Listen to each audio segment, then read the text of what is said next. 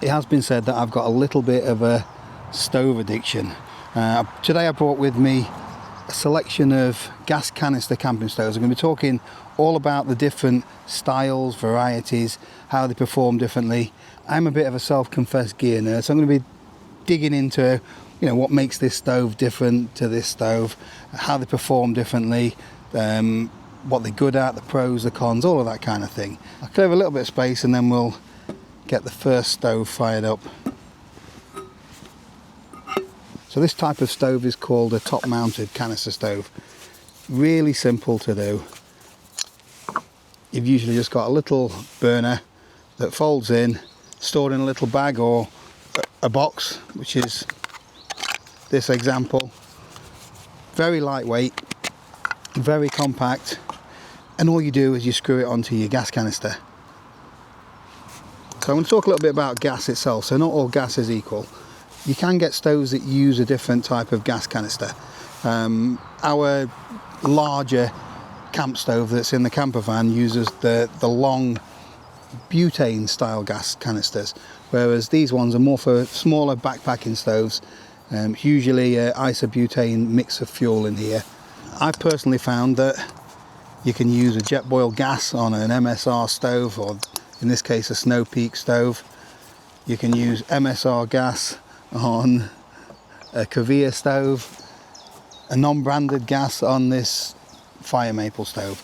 As long as you've got the correct fitting, which is that, it will fit this kind of stove.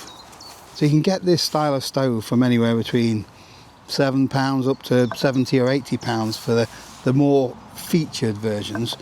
This one here is a backpacker's favourite, the BRS 3000.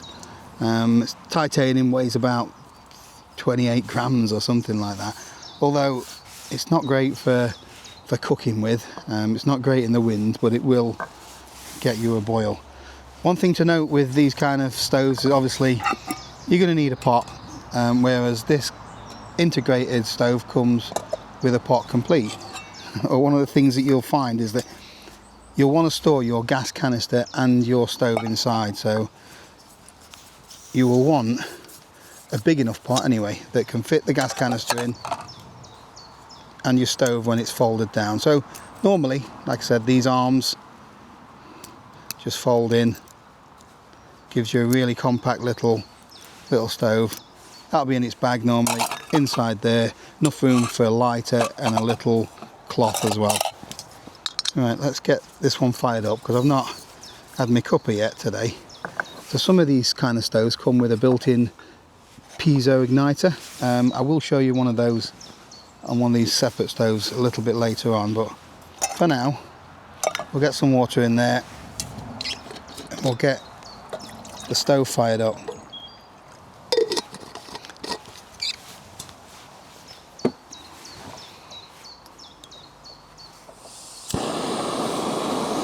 Right, first thing to note, this kind of stove can be quite loud and noisy.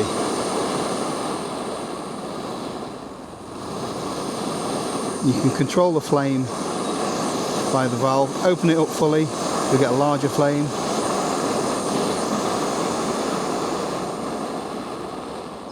Close it down, you'll get more of a simmering flame. Get that boiled.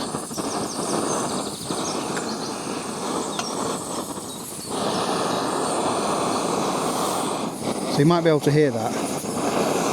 These stoves as well are greatly affected by the wind. So to work more efficiently, you are better off having some kind of windshield. This one's a bit overkill, but that's all I've got with me. But you just block off the wind. And then you'll see that you can hear that the stove's more consistent anyway.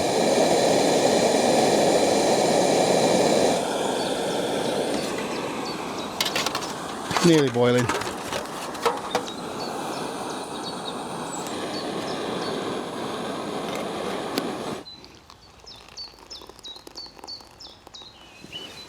That's priority sorted. So there's not a huge amount of difference between these two stoves, other than the arms on this one are a little bit larger, it weighs more. It's got no more advanced features or anything like that. It's a bit quieter, but you know, the flame is really small. It's not the most powerful of stoves. So you can get top mounted canister stoves that have got a few more advanced features than this, such as built-in pressure regulator. So in colder weather, one of the downsides with these kind of stoves is that this gas doesn't perform very well when it's cold. So anything below freezing, you tend to notice a lack of performance. It doesn't crank out the heat so much. You'll get frosting on the gas canister itself. It's just the physics of the way that gas works. With a pressure regulator, it keeps a more consistent pressure, so it makes it better for in cold weather. It makes it better for performing in a higher altitude as well. Not that it affects us really here in the UK. Stoves like the Soto Windmaster and the MSR Pocket Rocket Deluxe, they've got like a lip, as you can see on this stove here, around the top there, so it gives it a lot better wind resistance. So these are very poor, these particular two, when it comes to windy conditions. There are a lot more better options than this. Get this one for about £12. I think that's about 40 quid for some reason. It's definitely not worth 40 quid, the Snow Peak, but it looks cool. I think that's what it is. You're paying for a more traditional style of camp stove look, I think. A couple of other problems with this style of stove: they can be a little bit top heavy. So if you've got a pot on here, they can, in windy conditions or uneven ground, they have a tendency maybe to wobble a bit or to tip. So you can get pot supports for them. I will show you one of those when I set up the integrated systems. I've got pot supports with those, so we will show you how they work. Also, it's got a very narrow flame, so if you're using something like a lightweight frying pan, you tend to get hot spots in the middle, and you haven't necessarily got very much control at all. So you get burnt bits in the middle if you're having a pancake or an omelette, and then things are not cooked at the edge of your pan. There are better options if you want to be doing fine, delicate cooking anyway. So that is the Canister top-loaded or top-mounted canister stoves.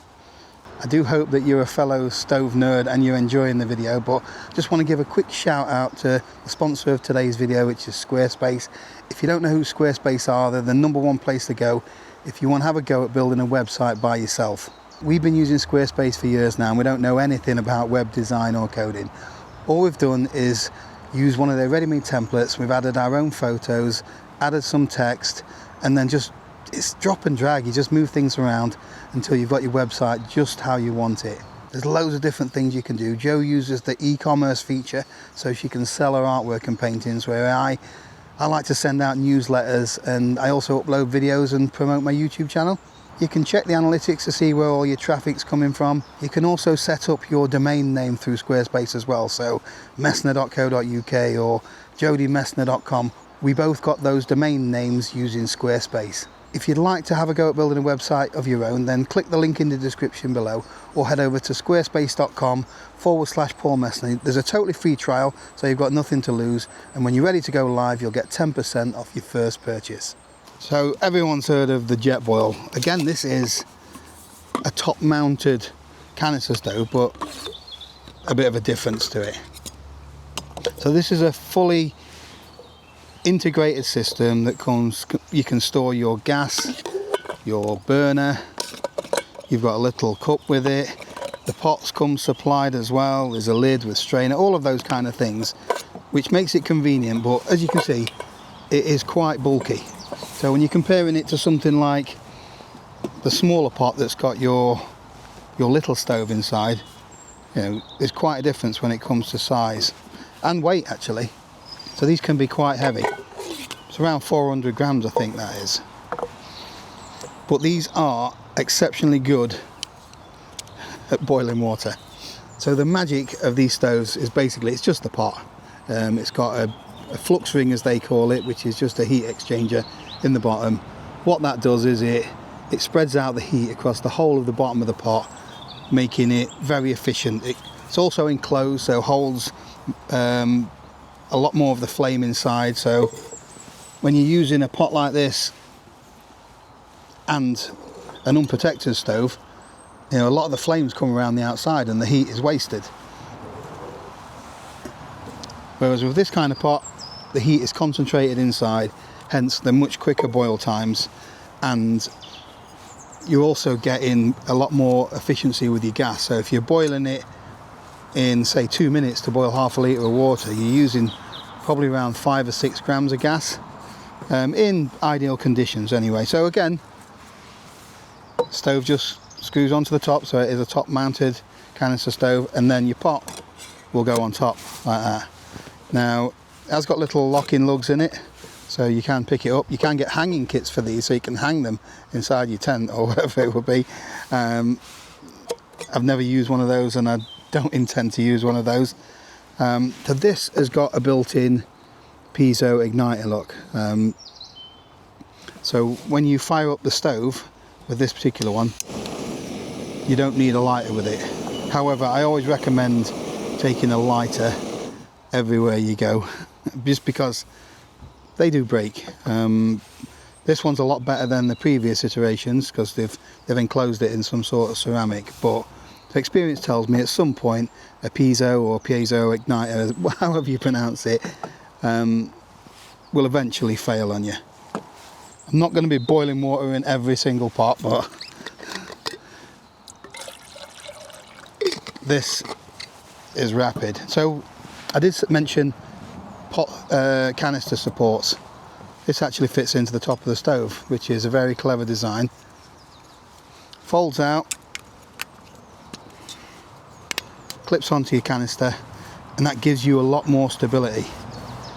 Although it's still a little bit top heavy, it's a lot sturdier than it would be if you didn't have them feet on anyway. So let's get this fired up, see if you can see any sort of difference. It's got a lid on as well. Much easier to light in windy conditions. Still makes a little bit of noise. That's boiling. About 1.5 minutes that. I didn't put a lot of water in though, to be fair. Enough for a cuppa though. So the jet boil is a powerhouse when it comes to boiling water. You can get attachments that fit on top of there, so I couldn't just put this regular pot on there because it doesn't fit and it would snuff the flame out anyway. You can get a pan or a pot adapter that fits onto there. Again, the flame is just really centralized and concentrated. It's good for boiling water. This particular stove has not got really good simmer control. Flame pattern is quite narrow, so you're going to get, you know, concentrated heat in the middle of your frying pan again. You can actually get frying pans that transfer the heat a lot more evenly. So things like the jet boil skillet, it's got you know, thicker part of pan in the middle and then thinner on the outer section. So the pan that evenly distributes the heat. There's an GSI skillet as well, which it's got very similar technology. So if you're buying a cheap, really thin aluminium anodized or non-stick pan, you will find that, you know, these kind of stoves get too hot in the middle. So out of all these stoves, I'd say that this one is the most efficient on gas if you're just wanting to boil water. Jet boil's a bit like the Hoover that you've got at home. Although it's a vacuum cleaner, everyone calls it the Hoover. And if you've got that style of stove, then people call it a jet boil. This is the MSR switch. So this is very similar in style, but instead of having the flux ring on the bottom, this one's got like a spherical shape. So again, that is designed to distribute the heat over a larger surface area, giving you improved boil times. This one's got a little trick up its sleeve though. I'm not going to fire this one up. There's only so many times you can boil water. I will fire it up, but I'm not boiling water with it. So this one doesn't lock on, but you know, it has got a lip on it, so it just doesn't feel as sturdy as the jet boils because they don't lock on. It has got a canister support if I wanted to put that on, but this has got built-in pan support arms, so you can fold those out and then put another pot or a frying pan or something like that on there. So this stove's got a little bit of wind protection in it, so you can see these little triangular shaped thing there, but you know, that protects, depending which way the wind's coming from, it protects a lot of the flames. This stove has got a built-in igniter. There we go. You can see the flame a lot more there. Really loud, aren't they, gas stoves? So I did mention that, you know, these igniters eventually fail. I see a lot of these things. These are like a portable piezo igniter. I find them useless personally. See if I can get it to light. Yeah, eventually. I'd much rather have a lighter with a flint in it, because even if you run out of gas, the flint is still going to give you a spark which will light the stove for you. There we go. Just watch your fingers.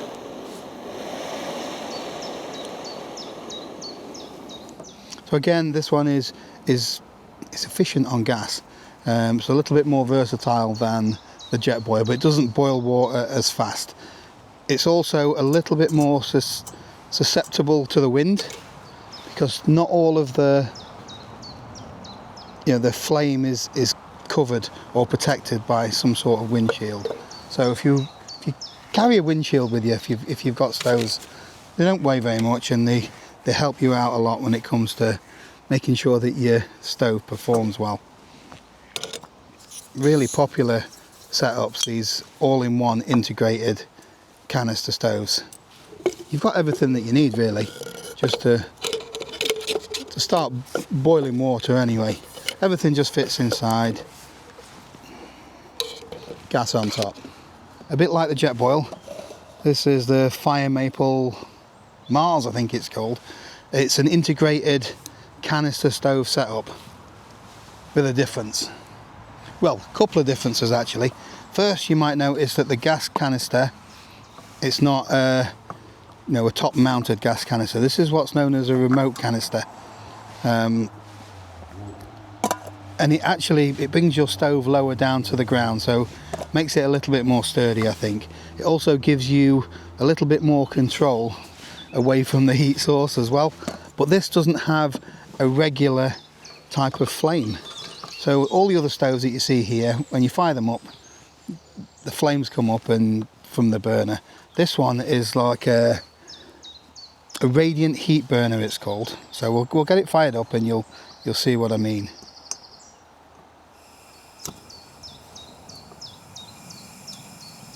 So there's like a mesh on top there, and some sort of that heat-proof mat that's protected in there. And this is just like a infrared glowing stove. Can you see it already? So it's giving off a huge amount of heat.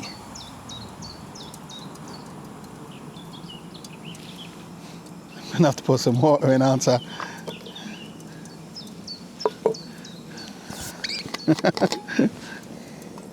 There's something about playing with fire, isn't there?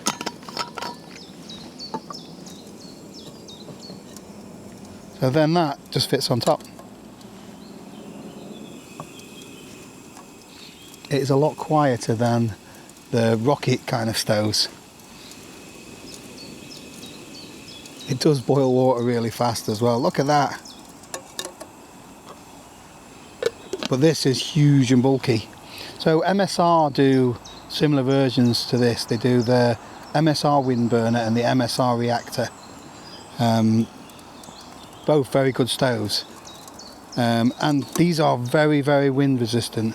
But the problem that I've had with this kind of stove is actually getting them lit in the wind. So let me show you what I mean. So if it is really, really windy, you can be doing this all you want, but it just doesn't want to light on the MSR ones. This one's the same, but you know, it's fine. There we go, got there eventually, even though there's no wind at the moment. Yeah, once it's lit and you've got it on top, they're not going out, and it will boil your water really quickly. Already it's given us a bit of action. This system did come with a pan support. Mine's one of the earlier models which has got the lower pan support, so you can actually fry on this. Not brilliantly, but the newer ones, it's a bit higher, and it's not made for frying with, it's more for just keeping your water warm, I think. So the great thing about this is I've not got to get my hand anywhere near the pot to alter the flame or anything. It's all done at a nice safe distance. I'm not going to accidentally knock the pot over or anything like that. I'm not going to make the pot wobble. There we go. Job done. Really rapid. But the problem with this, it's huge, look. It is really, really bulky. If they had a smaller compact version that fit even to something like that, there's a big difference there, isn't there? The MSR Windburner is smaller than this. Very good if you want to get a brew when it's really windy. So this type of gas canister stove it's my favourite at the moment. I'm really enjoying using. These are called remote canister stoves. Called remote because the canister is away from the actual gas burner itself. This is really simple setup again. You just screw this onto the end of your canister. But what I like, this one especially, I'm using this one a lot, is it folds down really small, goes in a little bag, gas canister at the side, and all of that fits in this little pot. But this has got more features. I say features, it has more benefits for me than some of the other stoves. Let me explain. This is the Covia Spider, and this is the Soto Stormbreaker. Yeah, that's got there in the end. So they both fold down. This one folds not quite as small. This one's got a big trick up its sleeve, which I'll show you afterwards. Well, I won't show you, but I'll explain to you afterwards. So you will need a pot for it. But I don't know if you can see these little, so there's a big tube there and there's another one there. So these are called preheat tubes. So whenever you're using any of the other types of canister stoves that I've showed you, when you're actually burning the gas, you're burning the vapour of the gas. Give it a shake, there's liquid in there, but it's the vapours that you're actually burning. So when it gets to really cold weather, you know, that gas vapour pressure actually drops off. And that's where you get the problems where your stove doesn't perform like it should do. So, or when your gas is getting really low, the pressure drops off as well. So you're not getting the vapour that you need for your stove to perform properly. Whereas these stoves, this preheat tube, what this does is it means that when it's cold weather or your gas canister is running low, once you've preheated the stove, you can invert your gas canister, and then you're running off liquid fuel. So you're using every last bit of gas from your canister. Also, it doesn't matter about the pressure, because the liquid just runs down the pipe, goes into the preheat tube where it gets vaporized, turned into vapor, and then comes out of your stove and burns like these do. So it keeps your constant pressure up in colder weather as well. So that is what I really like about these stoves. This one's the same again. I can invert the gas canister, liquid fuel runs down the tube through the preheat tube, gets vaporized, and then out through the stove. So out of these two stoves, you can see the burner size on the Stormbreaker. It is quite large. This makes it's a better stove for cooking. You get a wider flame pattern with gas anyway. I mentioned gas. Whereas these ones are a little bit more narrow. Although the flame on this is angled, so it does come out at quite a wide angle. You can't see the flame there, I don't think, but once you've got the pot on, it does spread out really well. Trying the pots, look. Just because I can. Although I'm out of cold water, this is quite hot.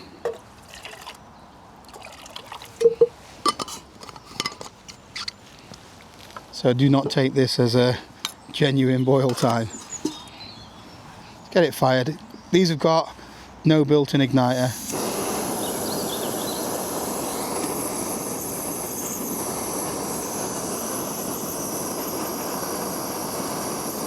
But once the stove's warmed up,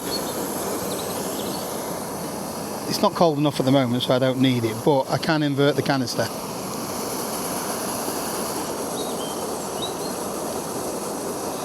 So although it's not running directly on liquid fuel, the fuel's getting vaporised.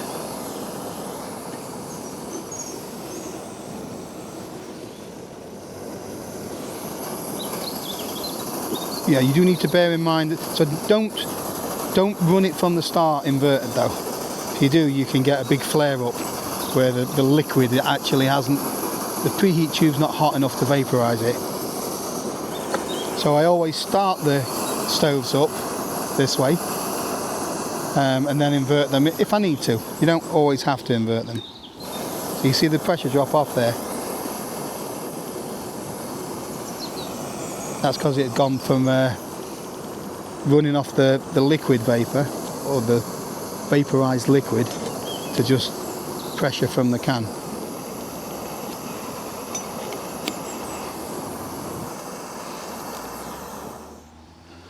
So another awesome feature of the remote canister stoves is they're incredibly sturdy as well.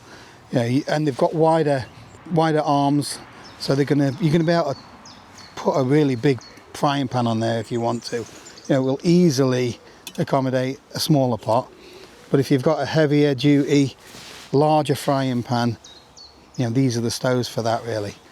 So I think this will be the only one I've not fired up, so I may as well fire it up, hadn't I?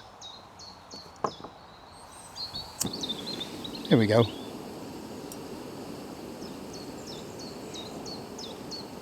So this is, I said this, the Soto Stormbreaker. So this has got another trick up its sleeve. It's actually a multi-fuel stove. So you can run this off unleaded petrol, paraffin. Let me show you. So I'll just turn that off. So this is the gas canister connection. It's got like a little hose thing on there that that clips in,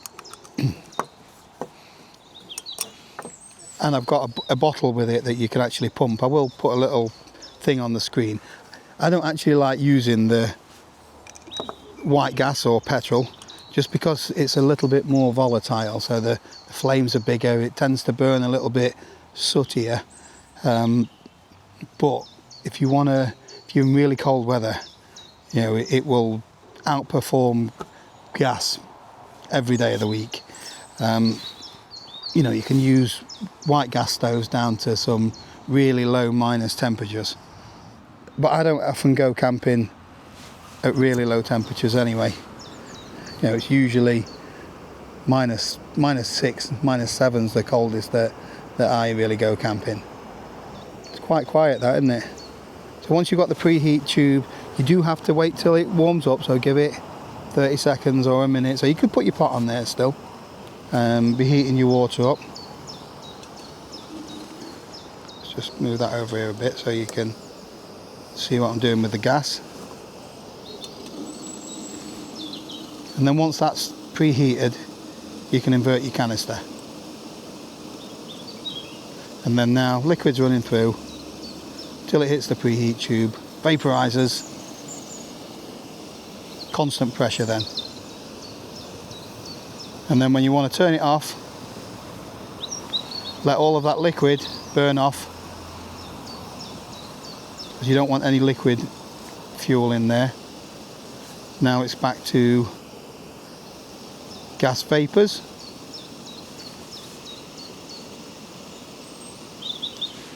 And then we'll turn it off.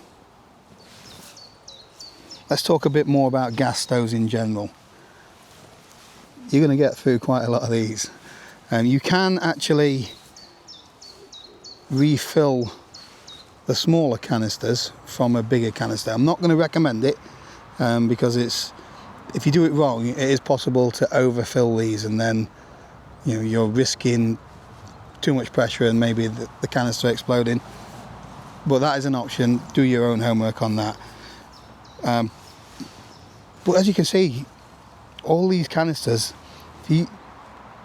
these stoves are only made to fit the smaller 100 gram canisters, apart from this one, which you can get a larger, 230 gram in it. This will do on a jet boil about 20 boils, is what, in ideal conditions, you'll get 20 half-litre boils using one of these, which is pretty efficient. Some of these other stoves, like the BRS, you won't get 20 boils out of it. You might get 14 or something like that over a half a litre, because it's much less efficient. There's a lot of wasted heat coming from the outside of your pot. If you're not using a fully integrated system like one of these top mounted ones or the Covia Spider, you can actually bring a bigger canister with you.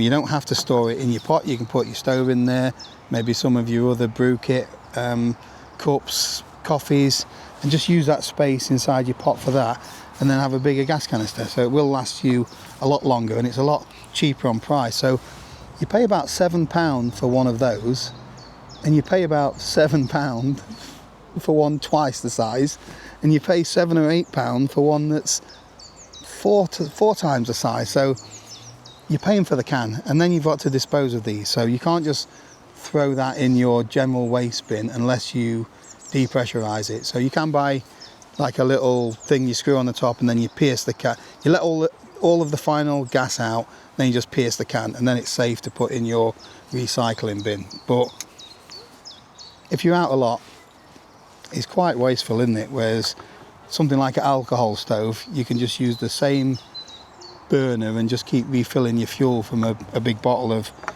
bioethanol or methylated spirits.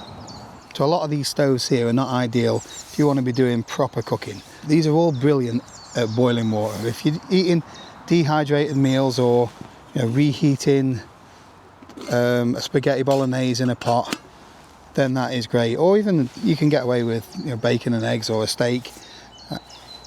Not so much on these, although you can get the attachments. Like I said, they're not great, or they're not really designed for cooking.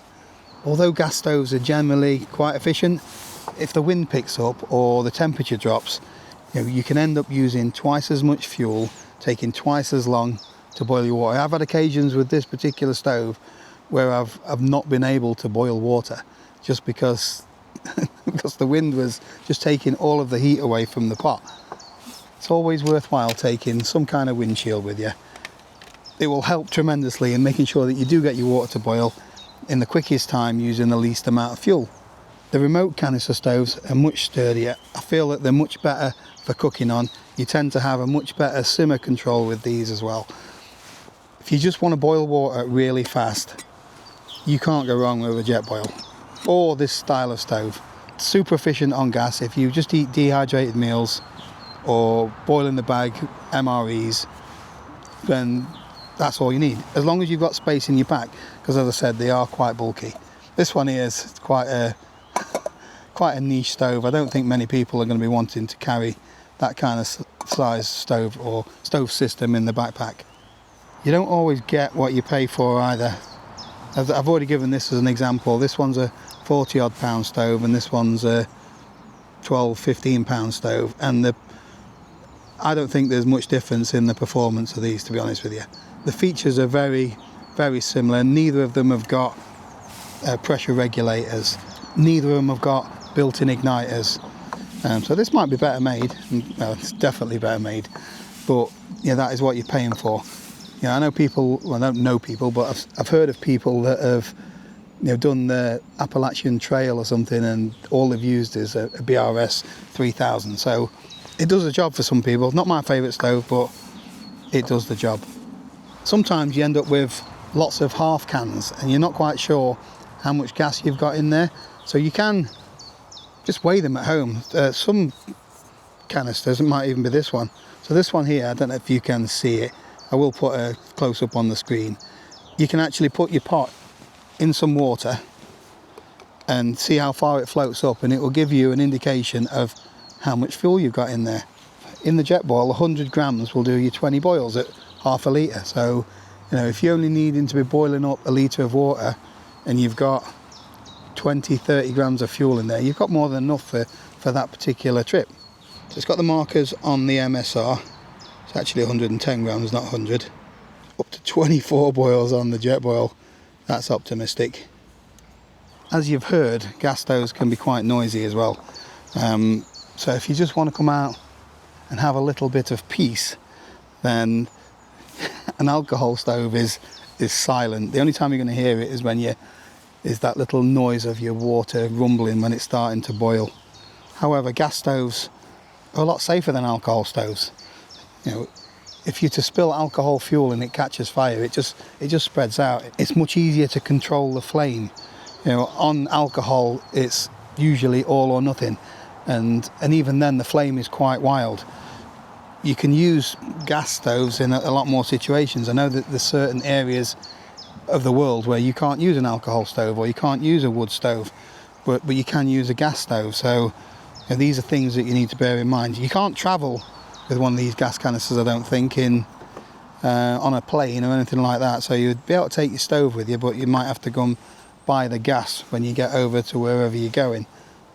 So the price of a gas stove can vary massively.